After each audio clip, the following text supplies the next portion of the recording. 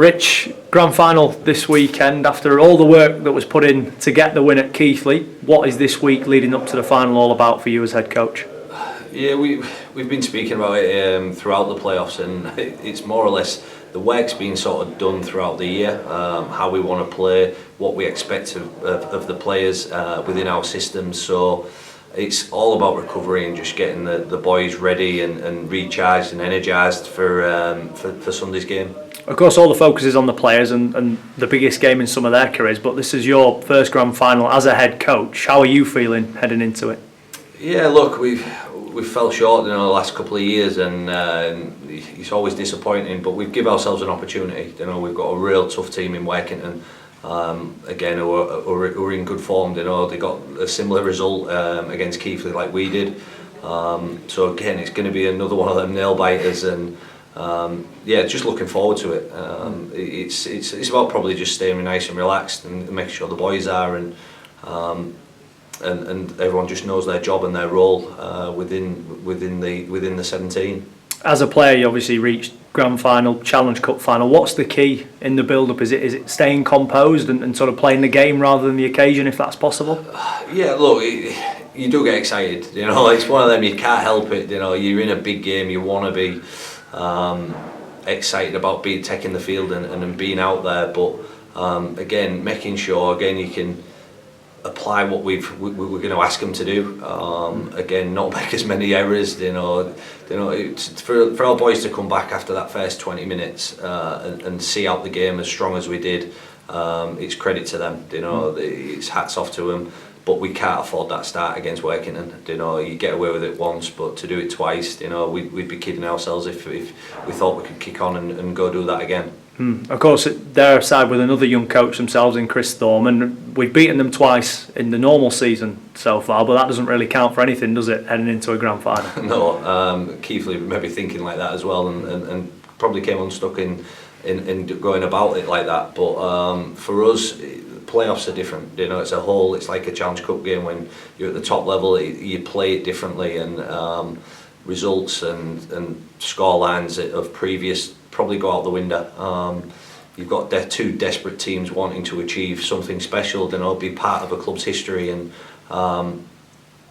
yeah, it's been having that control with how you take the field. Of course, this season's been a bit of a rollercoaster ride. After a year without rugby league, we were flying at the start, then we had obviously the COVID patch where players were falling left, right and centre, and perhaps fans getting frustrated with results. But like you said at the time, you've got to trust that process, haven't you, and know that eventually the players have got to come back, and that's been proven over the past few weeks. And it wasn't just that, it was the boys that had COVID, and it took them 2 or 3 weeks to get themselves back to fitness. I think Smeets, his first game back, he said he just didn't have any energy in what he was doing, even though he felt okay. As soon as he took the field, he said he was like he had lead boots on. So it did affect us, and once, and it affected every club at some point within the season. And we knew if we just stuck to what we believed in and the group that we believed that we had and we have got, we'd come good. And going into the playoffs, if we could have a fully fit squad or near to, we knew we'd be a threat within it. Of course, you and the boys are travelling up on Saturday, getting to the hotel and having that time to relax before you then take to the field on Sunday. How important is that? Because you don't want to be 3-4 hours on a bus on the day, do you, and then going into a grand final? Yeah, certainly. We spoke about it. Some lads like being in their own bed tonight before the game, but it had been a really early start. So we just felt that it was better for the group to spend some time in the companies of each other and bounce off each other a little bit, especially in the morning, leading into the game, and make sure we're settled, we're not panicking, we're not stressing about getting to the ground or getting stuck in any sort of traffic. We wanted to eliminate all them elements that could cause problems with the preparation. So we're going down the Saturday, and yeah, it's just again preparation.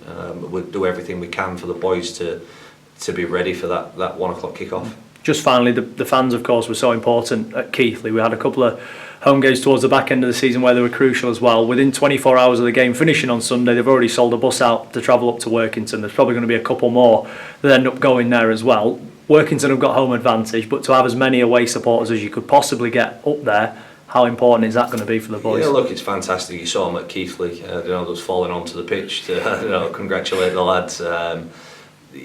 It does. The boys know that they're there. They feel that they're there. They can, help with some decisions. That probably the home crowd are going to be calling for, and hopefully we might get a few with our fans. And look, there hasn't been rugby league for a long time, and for something like this to happen to the club, and for the fans to get behind them the way that they are getting behind them, it's just fantastic. And hopefully, we can go one better and